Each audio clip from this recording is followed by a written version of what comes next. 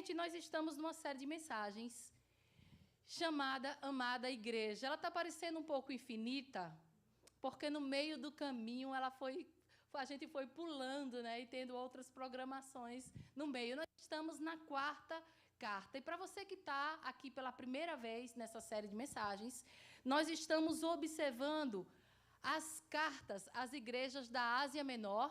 Antigamente era chamada de Ásia Menor, hoje é ali a região da Turquia, que Jesus manda João escrever essas cartas para igrejas que existiam nessa época.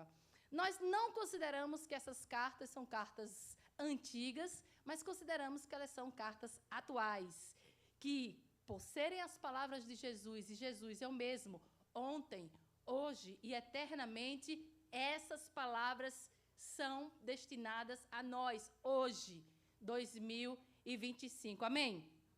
Queridos, quando vamos olhar as cartas, de uma maneira geral, elas possuem as mesmas características. Jesus, ele começa dizendo para quem é a carta, fala assim, ao anjo da igreja de tal cidade. Lembre-se que, nessa época, a igreja ela era uma comunidade que vivia junto à fé em uma determinada cidade. Então, se fosse naquela época, seria a igreja em Orlando, a igreja em Tampa. Não seria Zion, não seria Lagoinha, não seria dessa forma. Então, Jesus, ele começa escrevendo ao anjo da igreja, que é o pastor da igreja. Ou seja, eu sou o anjo, né? Então, né, vocês, por favor, considerem, né, isso daí. E ele começa se apresentando, dizendo quem ele é. Ele coloca algumas características e atributos seus. Ele fala sobre ele mesmo, quem ele é, o seu poder, a sua autoridade. E isso ele não faz de uma forma não pensada. Ele coloca as suas características alinhadas às características e às necessidades e da situação daquela igreja. Ele fala de forma diferente para cada igreja, apesar de terem características parecidas, e ele começa com elogio. Isso serve para nós. Você já aprendeu isso em corporação? Que ambiente corporativo, que quando você vai criticar uma pessoa, você já começa elogiando, né? Aí você amolece ali o coração da pessoa. Não, você é muito bom nisso, você é muito bom naquilo. Aí depois você, né? Você vai para o que precisa ser consertado. Jesus é o nosso coach, né? Ele faz a mesma coisa, ele nos ensina. Então, ele começa a carta dando os elogios para aquela igreja, dizendo o que aquela igreja ali tem de positivo, o que ele enxerga naquela igreja, que é bom, que merece ser ressaltado. E tem algumas igrejas que não recebem elogio. 2 igrejas não recebem elogio, Laodiceia e Sardes. Laodiceia, nós ainda vamos ver, e Sardes também ainda vamos ver. E depois que ele faz elogio, ele começa a criticar, ele começa a pontuar. Tenho contra ti determinada situação. Tem 2 também igrejas das quais Jesus não faz nenhuma crítica. Jesus não critica, por exemplo, Esmirna. E Jesus também não critica Zion. Não, é Filadélfia, que ele não critica. Não critica Filadélfia. Mas depois que ele faz a crítica, porque aí é onde está o ponto, que muitas vezes a gente só quer criticar, mas ele vai apontar o caminho certo, apontar a solução, e ele convida essa igreja a ser, mais uma vez, uma igreja nos moldes dele. Ele chama essa igreja ao arrependimento. Depois disso, ele dá uma promessa ao vencedor e ele dá um convite, ele faz um convite para ouvir. Ele diz assim, olha, quem tem ouvidos, ouça o que o Espírito diz à igreja. Interessante é que todos nós temos ouvidos, mas muitas vezes a gente não escuta. O que ele quer dizer quando ele diz assim, olha, quem tem ouvidos, ouça o que o Espírito diz à igreja, leve a sério. Leve a sério as minhas palavras. E aí eu quero compartilhar com vocês essa 4ª carta, que é a igreja de Tiatira. Lá na minha cidade, é a carta escrita a igreja de Tiatira, tá bom? Tiatira está em Apocalipse, abra, por favor, ou então acompanhe aqui, Apocalipse 2, capítulo 2, dos versos 18 a 29. Vamos lá. 2. Vamos começar. A palavra de Deus vai nos dizer assim: ao anjo da igreja em Tiatira, escreva: estas são as palavras do Filho de Deus, cujos olhos são como chama de fogo e cujos pés são como bronze reluzente. Eu conheço as tuas obras, o seu amor, a sua fé, o seu serviço e a sua perseverança. E sei que você está fazendo mais agora do que no princípio. No entanto, contra você eu tenho isto: você tolera Jezabel, aquela mulher que se diz profetiza. Com seus ensinos, ela induz os meus servos à imoralidade sexual e a comerem alimentos sacrificados aos ídolos. Eu dei-lhe tempo para que se arrependesse da sua imoralidade sexual, mas ela não quer se arrepender. Por isso, eu vou fazê-la adoecer e trarei grande sofrimento aos que cometem adultério com ela, a não ser que se arrependam das obras que ela pratica. Matarei os filhos dessa mulher. Então todas as igrejas saberão que eu sou aquele que sonda mentes e corações e retribuirei a cada um de vocês segundo as suas obras. Aos demais que estão em Tiatira, a vocês que não seguem a doutrina dela e não aprenderam, como eles dizem, os profundos segredos de Satanás, digo: não porei outra carga sobre vocês. Tão somente apeguem-se com firmeza ao que vocês têm, até que eu venha. Aquele que vencer e fizer a minha vontade, até o fim darei autoridade sobre as nações. Ele as governará com cetro de ferro e as despedaçará como a um vaso de barro.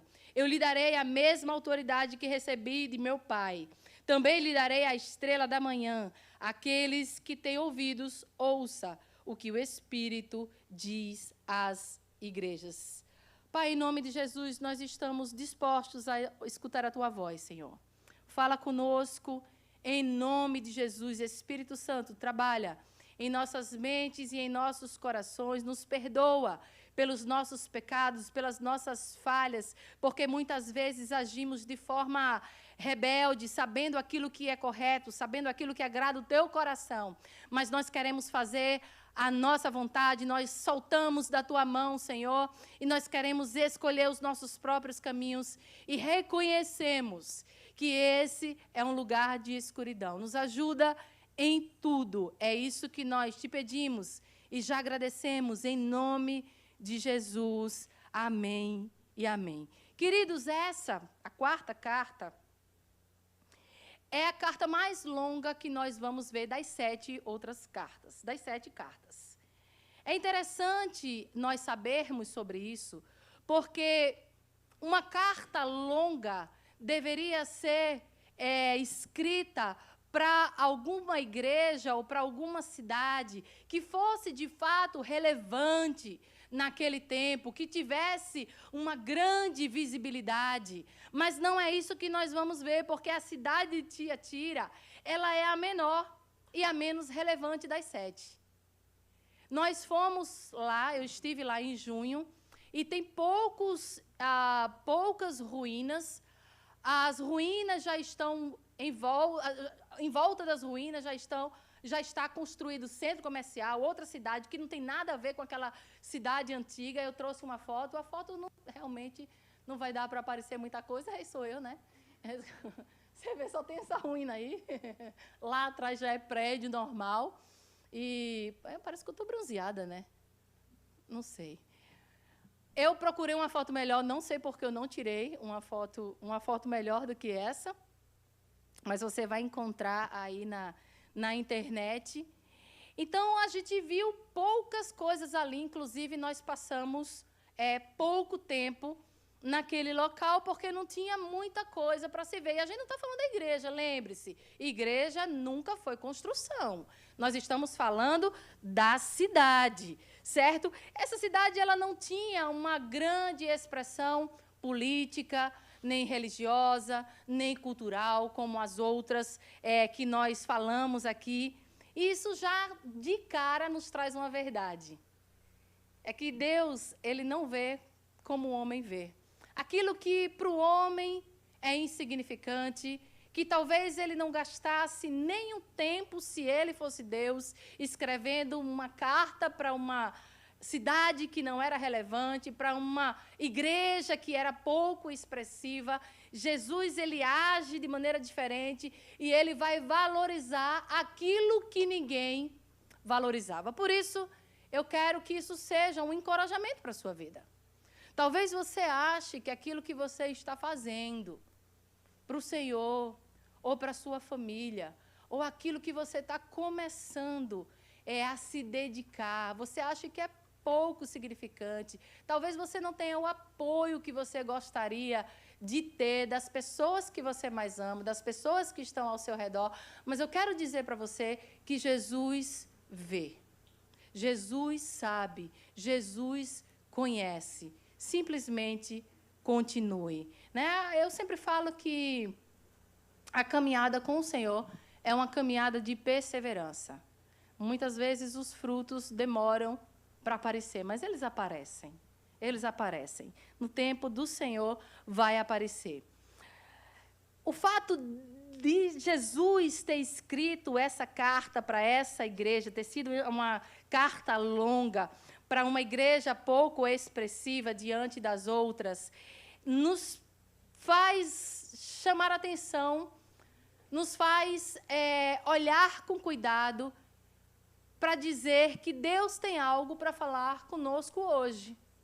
Deus tem algum recado para você e para mim hoje. Parece que nós estamos esquecidos nesse lugar. Parece que tudo que a gente já foi, tudo que a gente já fez de relevante ficou lá no Brasil. Mas eu quero dizer para você que o melhor do Senhor ainda está por vir na sua vida. Então, receba essas palavras. Talvez, ao longo da carta, você não vai ficar tão animado assim. Né? Então, aproveita já para glorificar a Deus agora, né? Com essa palavra de encorajamento. Mas a parte boa é que sempre tem uma promessa no final. Então, a gente se agarra na promessa. Então, eu queria falar um pouquinho, tá, sobre essa cidade de Tiatira. Era uma cidade que estava situada entre as cidades de Pérgamo e de Sardes. Pérgamo, nós já falamos sobre ela. Por favor, o mapa. O mapa, Hernani. Aí, ó, ele já sabe apontar. Aí sim. Então, ela fica situada, você vê que ela não é uma cidade portuária, mas isso não tira a sua importância, que daqui a pouco eu vou falar. O fato é que ela foi originalmente construída, fundada para ser um posto militar de fronteira. Ela foi estabelecida nesse lugar para ser um ponto de apoio para a cidade de Pérgamo. O fato é que o lugar onde ela está, muitas caravanas passaram por ali, o que fez dessa cidade ser uma rota comercial importante para a sua época. Pessoas passavam ali para descansar, pessoas passavam ali para fazer algumas conexões, e nesse processo, essa cidade ela começa a se destacar pelo seu comércio. Não tinha nada de relevante na sua vida cultural, não tinha nada de relevante na sua vida política, mas o comércio começa a se tornar relevante. Então, nessa cidade, o comércio de tecidos e a tinturaria, principalmente a púrpura, começou a ficar famosa. Eu não sei se você lembra, em Atos 16, quando Paulo começa a pregar para algumas mulheres que estão ali orando, tem uma mulher chamada Lídia, que se converte em Filipos. E o texto vai nos dizer, Atos 16, que essa mulher era uma vendedora de púrpura em Tiatira. Lídia era desse local. E por ter esse comércio, a cidade foi se organizando em guildas. O que eram essas guildas? Durma não. O que eram essas guildas? Essas guildas eram nada mais, nada menos do que sindicatos. Eram associações de comércio de artesãos. Pessoas, elas se juntavam para ter benefícios, para não ficarem isoladas, para que o seu comércio pudesse ser protegido. Não só isso, para que juntos pudessem ali ter força maior para exportar os seus produtos, para fazer também, para ter esse apoio econômico, inclusive para o seu futuro, porque não existia, você sabe, nessa época, a aposentadoria. E assim, esses associados, eles recebiam benefícios, proteção, apoio econômico, mas nada fica somente aí. Onde tem pessoas, começam a existir problemas. E esses lugares, eles não eram só essas reuniões, só para finalidades comerciais.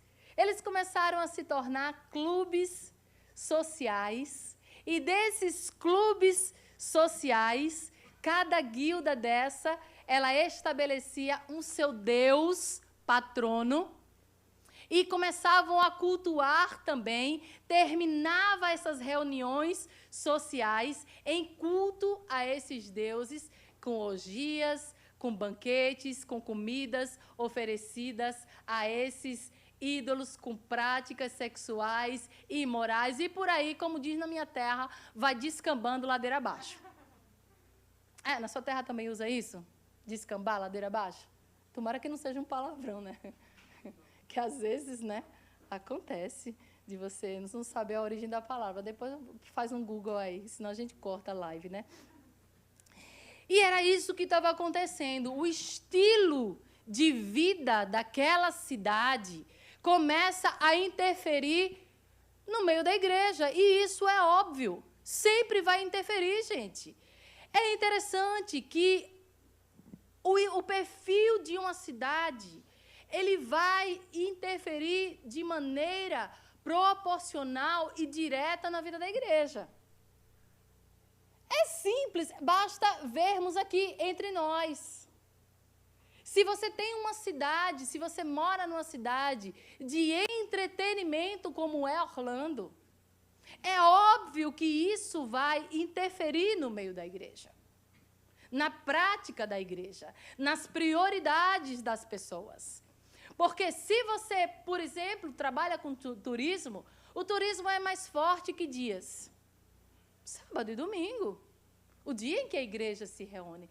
Não só isso, mas de todas as outras formas. Nós, como imigrantes, somos impactados diretamente por sermos esse povo que ainda está buscando recomeçar de alguma forma. E não tem como isso não interferir no meio da igreja. E era isso que estava acontecendo aqui. Por isso que nós, quando fazemos teologia, nós estudamos a missiologia, para ver como é que esse evangelho vai dialogar com a experiência cultural do povo que ali está. Isso colocava os cristãos, e aí vem a nossa parte, a parte que a gente precisa ficar ligado, colocava os cristãos diante de um dilema. Eles tinham algumas opções.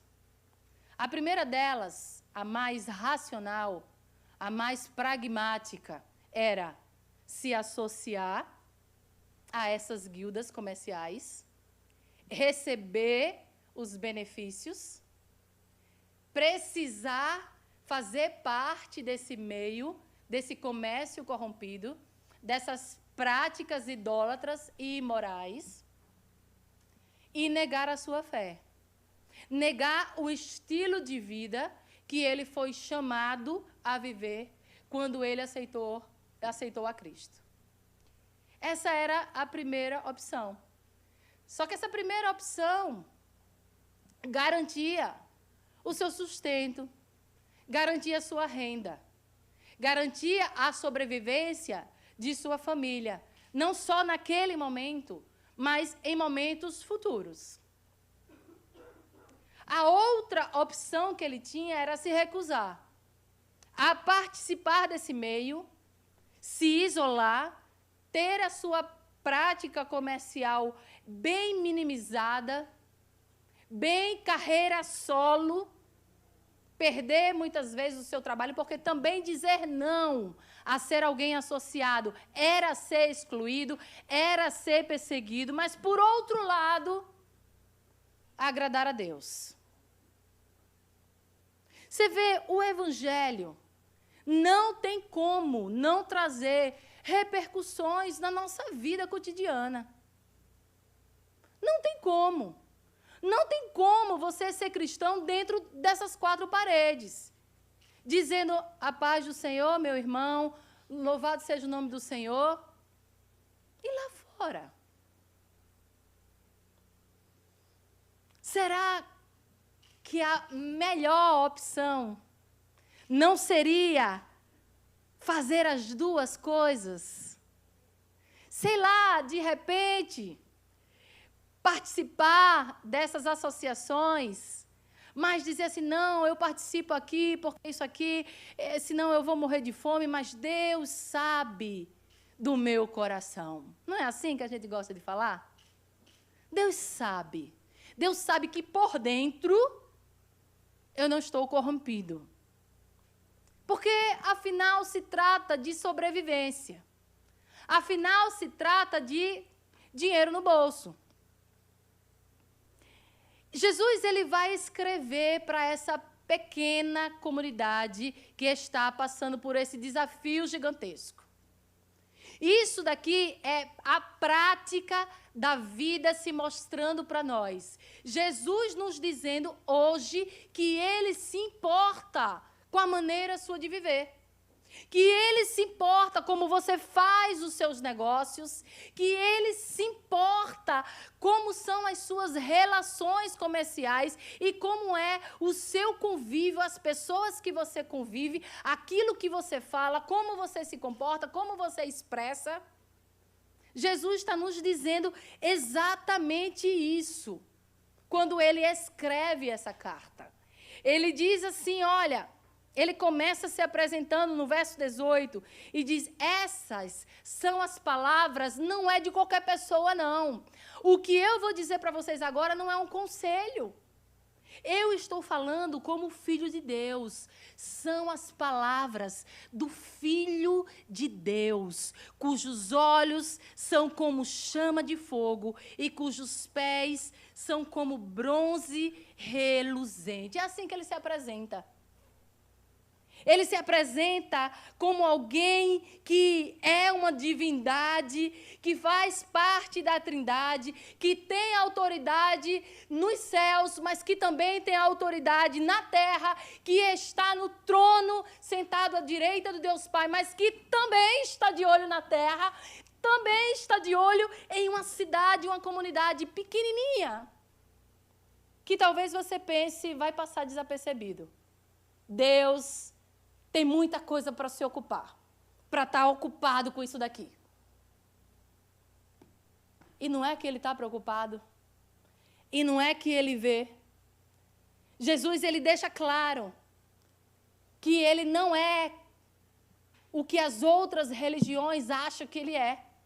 Que ele não é apenas um mestre espiritual, que ele não é apenas um ser iluminado, que ele não é apenas um exemplo para ser seguido de alguém elevado espiritualmente, que ele não é apenas um mestre, um rabino, mas que ele é o próprio Criador. Ele estava na criação do mundo, ele estava com Deus, ele é Deus. Ele governa sobre todas as coisas. Se ele disser sim na sua vida, é sim. Não tem quem diga não quando o Senhor diz sim. Não tem. Pode estar o caos, mas basta uma palavra de Jesus para toda a situação mudar. Porque Ele é o Filho de Deus. E Ele diz, seus olhos são como a chama de fogo. Ele vê todas as coisas, inclusive aquilo que está oculto.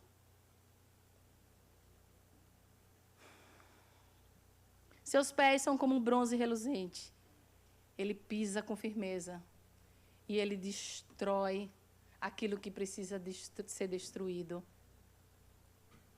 E o Filho de Deus, que vê todas as coisas, ele destaca o que ele via de positivo naquela igreja. O verso 19 vai nos dizer: eu conheço as tuas obras, o seu amor, a sua fé, o seu serviço, a sua perseverança, e sei que você está fazendo mais agora do que no princípio. Ou seja, não é, olha, o que eu vou te dizer não é porque eu estou olhando só para aquilo que está errado. Eu quero te dizer que eu conheço as tuas obras, que eu sei quem você é, eu sei tudo de bom que você faz, mas não é para você ficar se apoiando nisso.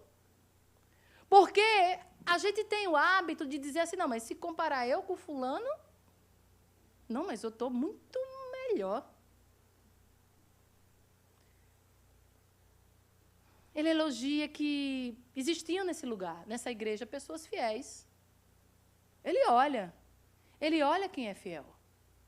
Existiam pessoas fiéis. Apesar desse ambiente ser difícil, tinha pessoas fiéis em Tiatira. E ele diz, olha, pessoas que têm amor, que perseveram na fé, que fazem o serviço e que estão evoluindo, que estão progredindo, fazem mais agora do que o que faziam no passado.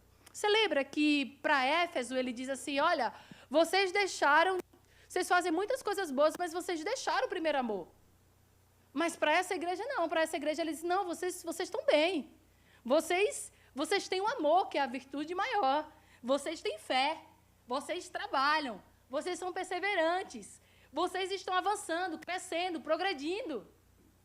Mas esse Deus que tudo vê, esse Deus que tem os olhos, que são chamas de fogo, ele também vê alguns problemas. Ele vê algumas falhas. E ele vai confrontar aquilo que estava de errado na vida dessa igreja. Ele não passa um pano. Ele não vai, passar a mão na sua cabeça. Não, mas você está fazendo tão bem, deixa para lá. No verso 20, ele vai dizer, no entanto, contra você eu tenho isto, você tolera Jezabel.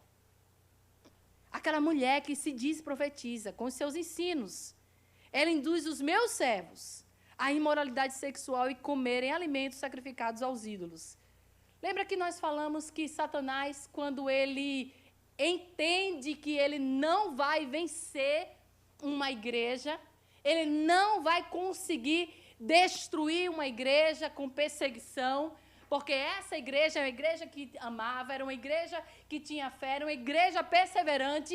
Ele começa a fazer as suas artimanhas no meio da igreja. Ele não usa quem está fora, ele usa quem está dentro. Ele faz as suas artimanhas para quem? Por dentro, para aqueles que estão dentro. E o texto vai nos dizer que existia uma mulher chamada Jezabel, que se dizia profetisa. E essa mulher dizia, sabe o quê? Vou falar em outras palavras. Sabe o que ela dizia? Não, está tudo bem. Está tudo bem você ser cristão e fazer isso daí. Dá para conviver as duas coisas. Dá para fazer, tranquilo. Ela dizia que ela era profetisa e ela ensinava as pessoas a se misturarem com as práticas do mundo. E quando a gente precisa ser mais maduro nessa questão do mundo, né? Música do mundo, né? A tatuagem é do mundo, não sei o que é do mundo. Gente, mundo é a ideologia que vai contra o princípio de Deus.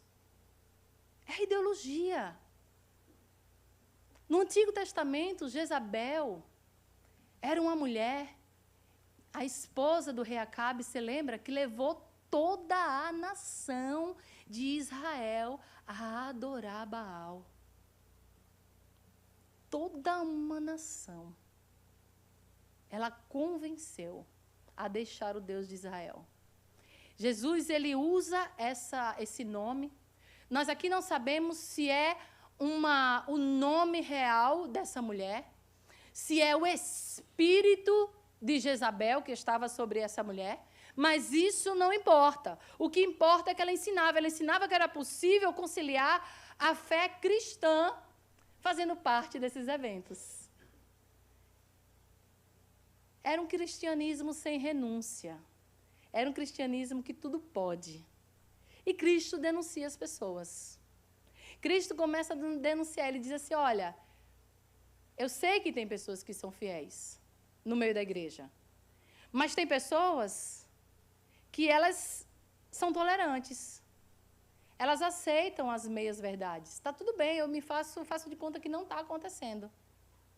E tem outras pessoas que são infiéis, que adoram a outros deuses nesse culto, que vivem essa corrupção, vivem essa traição, essa imoralidade, vivem no meio da pornografia, vivem no meio de relações extraconjugais, vivem no meio de jogatinas, bebedeiras, de tudo aquilo que Deus já nos pediu, já nos solicitou para deixar para lá, deixar esse embaraço, para correr a nossa caminhada de maneira livre, sem ter do que se vergonhar, sem ter do que esconder. Mas Cristo, ele não só denuncia as pessoas, ele dá nome ao pecado, ele denuncia também o pecado. Ele chama a idolatria de idolatria. Idolatria é colocar qualquer coisa no lugar de Deus. Dá importância. Você pode idolatrar o seu filho, sabia disso? Muitas vezes os pais, queridos, pedem tanto a Deus um filho. E depois aquele filho é justamente o motivo dele se afastar de Deus. E eu não quero se afastar de Deus, a não vir a culto. Eu não quero fazer isso. Mas, às vezes, é o que acontece. O menino é um cristal. Eu sempre digo que os meus filhos foram criados na igreja, né? Um dia desse eu vi uma foto. A mãe, meus filhos são criados na igreja, os meninos tudo dormindo no banco, né? Idolatria. Ganância, amor ao dinheiro. Não pode ver um bico para fazer que já deixa a obra do Senhor para correr atrás. Mas a partir do verso 21, você vai ver muito claro características de Deus e como Ele age. É interessante porque cada um cria Deus de acordo com o seu imaginário.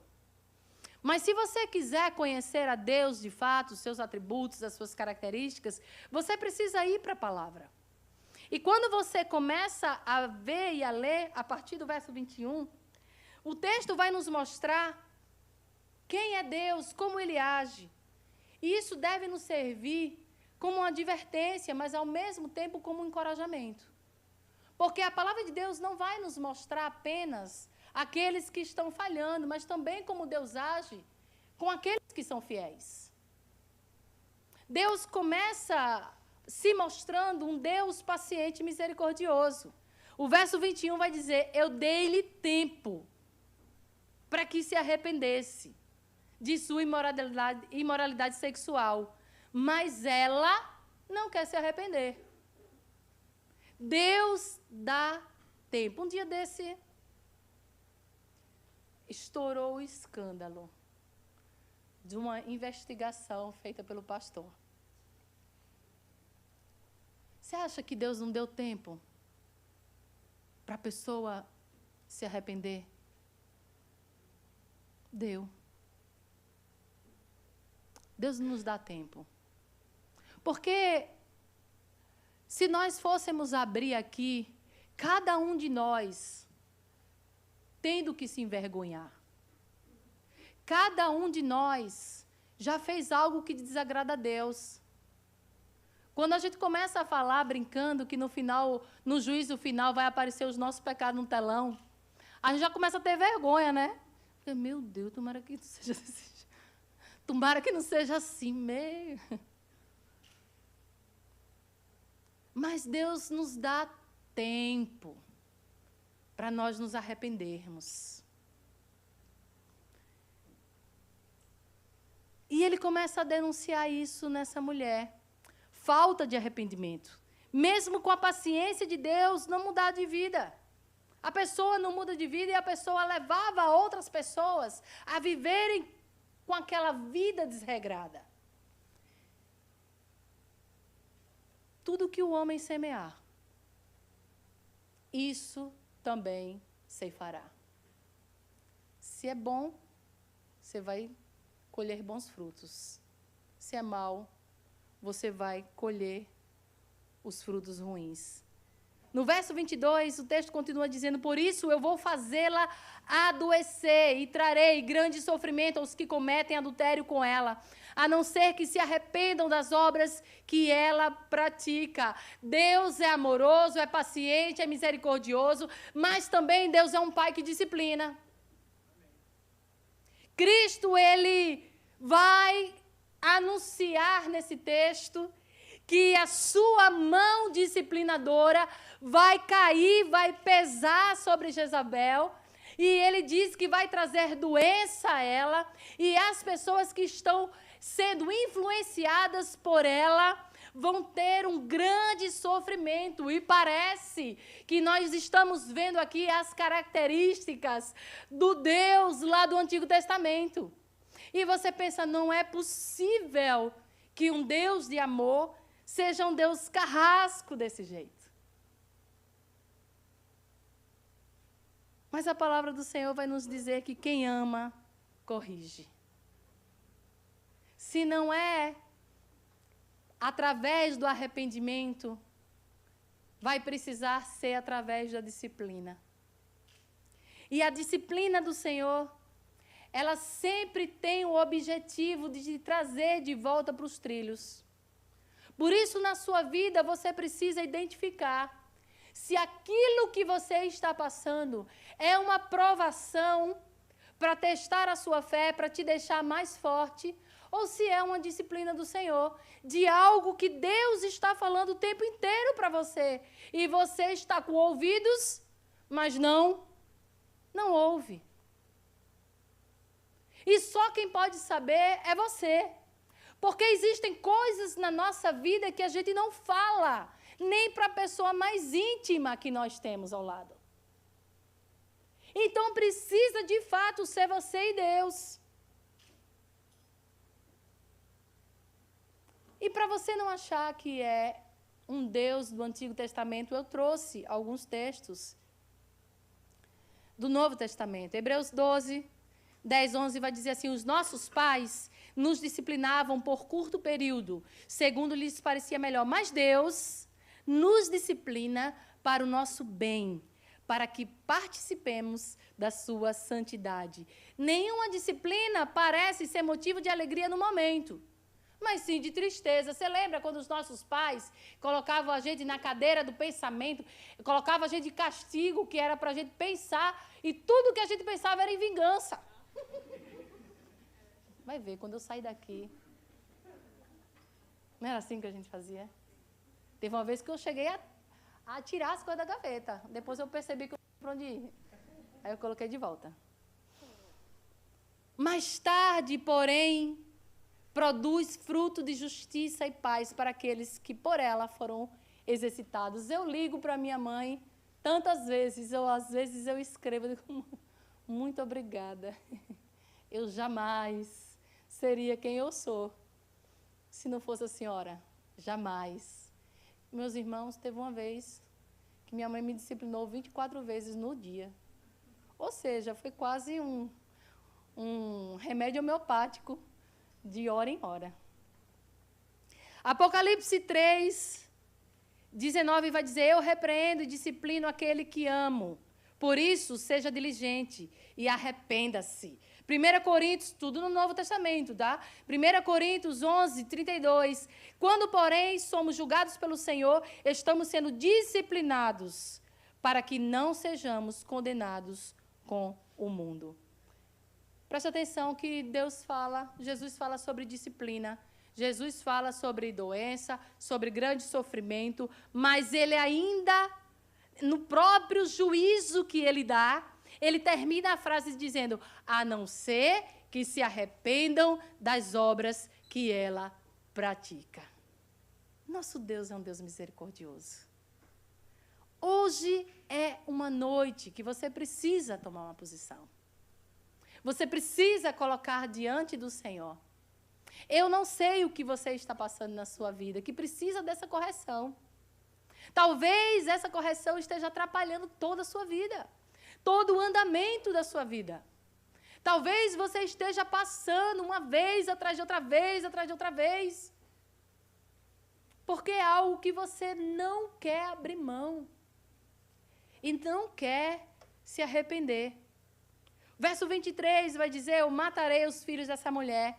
Então todas as igrejas saberão que eu sou aquele que sonda mentes e corações, e retribuirei a cada um de vocês segundo as suas obras. Gente, isso é a palavra de Deus. Isso são as palavras de Jesus. Aquele Jesus que aparece muitas vezes assim, paz e amor. Não tem como fazer outra interpretação do texto. Só tem como ser essa mesmo. Deus, ele é justo juiz, ele retribui a cada um segundo as suas obras. A disciplina de Tiatira serviria de exemplo para as outras igrejas. Você já pensou assim, queridos, que é bem vantajoso fazer alguma coisa desonesta, mas todo mundo faz, mas se você fizer, Deus vai lhe usar de exemplo? Deus vai. Oh, Deus está de olho em você, não digo nada. Andar em obediência é trazer paz para a sua vida. Que coisa boa é não ter o que esconder. Que coisa boa é viver essa liberdade que só Jesus oferece para a nossa vida, que é andar nos seus caminhos. Isso é liberdade. E aí ele termina o texto com promessa. Aos demais, a vocês que não seguem, a vocês que são fiéis, eu não porei outra carga sobre vocês. Então, somente apeguem-se com firmeza ao que vocês têm, até que eu venha. Aquele que vencer e fizer a minha vontade, até o fim eu darei autoridade sobre as nações. Ele as governará com cetro de ferro e as despedaçará como a um vaso de barro. E eu lhe darei a mesma autoridade que recebi do meu Pai. Também lhe darei a estrela da manhã. Deus é paciente, amoroso, misericordioso, disciplinador, justo juiz, mas também ele é galardoador. Ele é um Deus que cumpre as suas promessas. Ele tem prazer em nos presentear.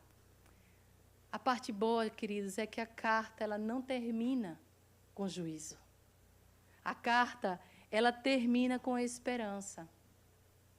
Ela mostra os erros, mas ela também aponta um caminho. A frase que deve nos chamar a atenção é que ele diz que nada vai acontecer àqueles que se arrependerem. E aqueles que permanecem fiel, permaneçam fiel até o fim. Apeguem-se à verdade. Apeguem-se a Jesus. A nossa vida cristã, ela não é uma corrida curta. Ela não é algo que você faz e está resolvido, não. Quando Paulo vai falar sobre a caminhada cristã, ele vai falar sobre uma maratona, sobre algo que você precisa ser firme, constante, ser perseverante, para que você consiga completar aquela carreira. Eu queria trazer 3 lições de maneira muito prática, e nós já estamos encerrando esse nosso tempo. 3 verdades que você consegue tirar desse texto. Se você quiser anotar, você pode anotar, porque são 3 verdades que vai caber na sua vida com certeza. A primeira delas é que desafios concretos, reais, vão existir na sua caminhada cristã. A vida cristã é feita de desafios. Se você está vivo, se você foi chamado por Deus, todos os dias é colocado diante de você o certo e o errado. Todos os os dias você precisa fazer escolhas difíceis. É verdade ou não é? Todos os dias está na sua frente luz e escuridão, legalidade e ilegalidade, ética, corrupção. Todos os dias. E é na maneira como nós reagimos é que vamos ser enquadrados nos tipos de pessoas que existiam ali em Tiatira. Você pode ser, a depender da escolha diária que você faz, ser enquadrado na pessoa fiel. Você pode ser enquadrado na pessoa tolerante, que relativiza o pecado e diz assim, não, isso não é tão ruim assim. Não é tão ruim assim. Isso não ofende a Deus. Me deixa com Deus. Eu resolvo com Deus. Essa é a pior frase que você pode dizer. Você vai se resolver com Deus? Tá bom. Deus está usando pessoas para falar para você, conserta a tua vida.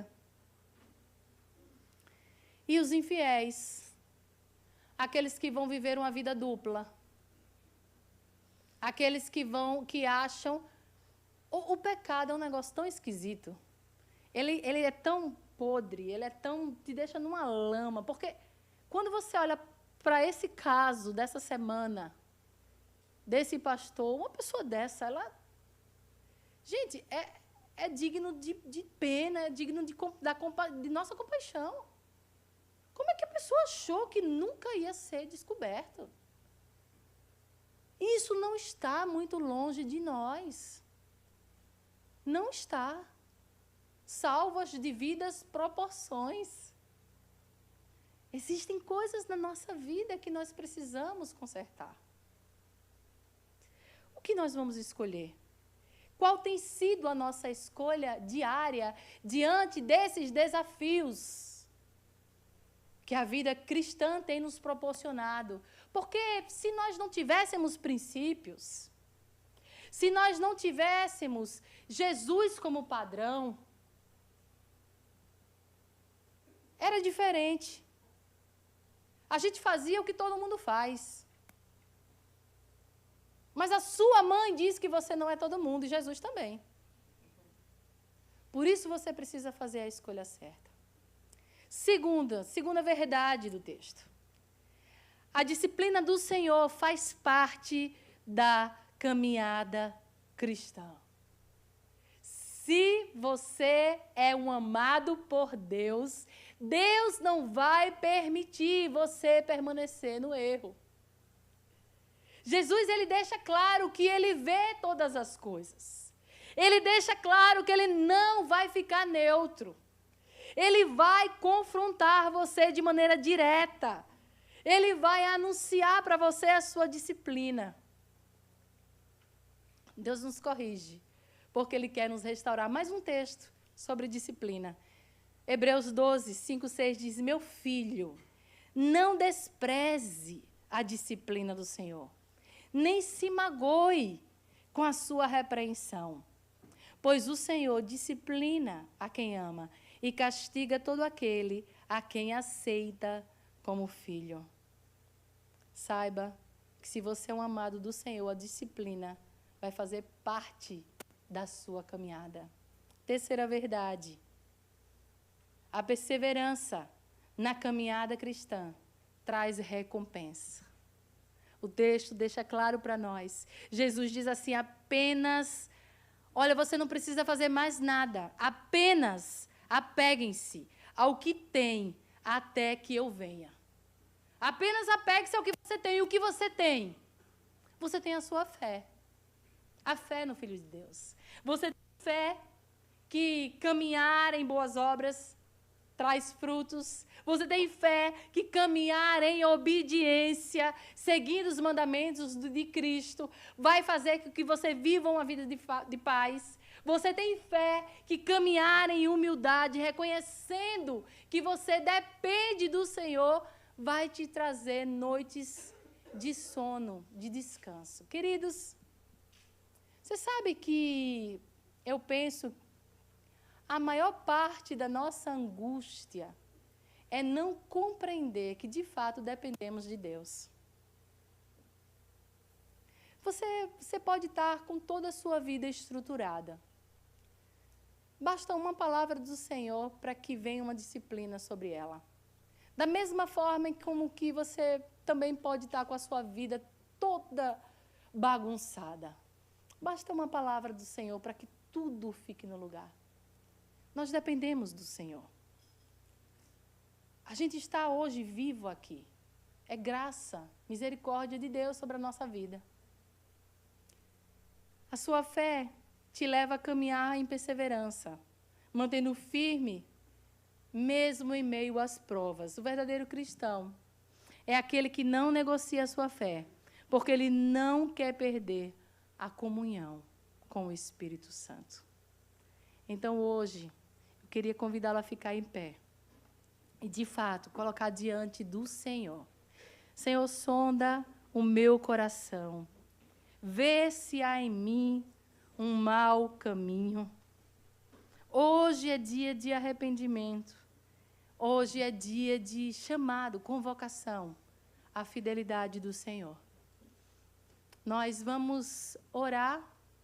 Eu queria convidar a igreja a orar como família. Se você não está com a sua família aqui hoje, queria chamar o grupo de louvor aqui à frente.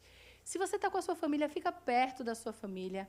Coloca a sua casa diante do altar do Senhor. Você sabe que apenas uma pessoa da casa pode levar toda a família para algo que agrada ao Senhor, como também trazer a mão disciplinadora do Senhor para a sua casa. Você e a sua família, os seus, estão sob o mesmo jugo do Senhor, porque vocês estão no mesmo barco. Não existe algo que você faça que não vá repercutir diretamente na sua família.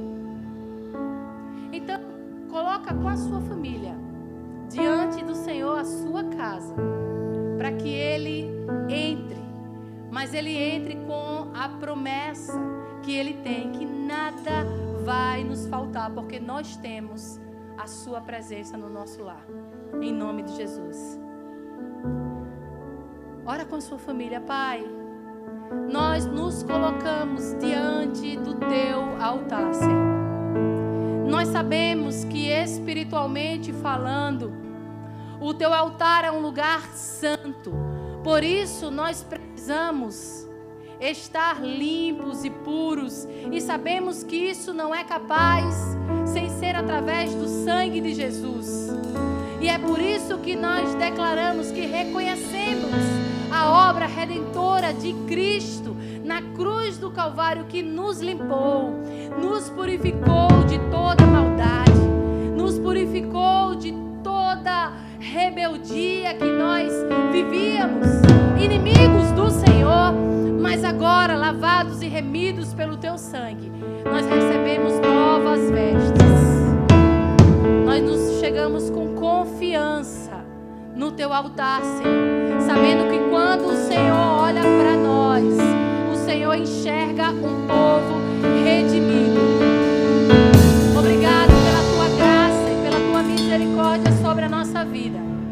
Nós queremos colocar diante do teu altar